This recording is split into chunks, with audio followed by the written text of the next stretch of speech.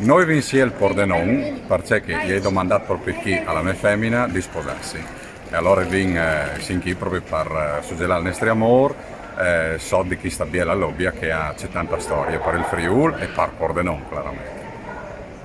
Ecco, anche la scelta di farlo proprio in lingua, in friulano, non in italiano. Beh, per noi è naturale farlo per Furlan, proprio perché è la nostra marilenga e Pordenone è uno dei comuni che sono all'interno dei comuni, insomma, che hanno sia il giù, diciamo, loro team per legge proprio di far parte dei comuni furlanofoni, che è una scelta dal dun naturale anche per Pordenone.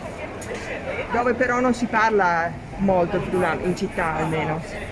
Potrebbe essere un modo per introdurlo anche come lingua pordenone? Sicuramente può incrementare anche l'utilizzo del Furlan a Pordenone, però una delle robe che io di sottolineare è che in realtà sono già persone che chiacchierano per Furlan e sì che insomma mi pare importante dare anche a loro un segnale di vicinanza dopo la nostra lingua madre. È stato in qualche modo complicato, soprattutto perché è stato nel friulano.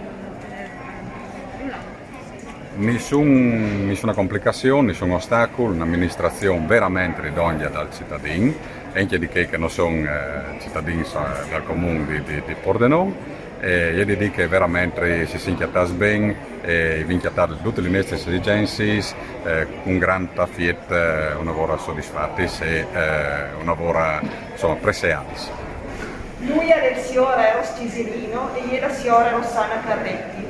Da una delle disposizioni di legge o lei articoli dal Codice Civile che regoli i diritti e i doveri che nascono dal matrimonio.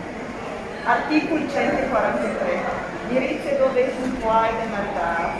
Un matrimonio, l'uomo e le femmine, abbiano i suoi stessi diritti e i stessi doveri. Dal matrimonio degli obblighi puntuali di fedeltà, di assistenza morale e materiale, di collaborazione con la famiglia e di cooperazione. Tutti i due hanno il compito di contribuire ognuno da loro le sue sostanze e la sua capacità di lavoro professionale e in chiesa alle necessità della famiglia. Articolo 144. Orientamento di vita familiare e residenze da famiglia. I maritati accompagnano tra di loro l'orientamento di vita familiare e decidi le residenze da famiglia da loro esigenze di tutti voi e di che è più importante potrebbe essere.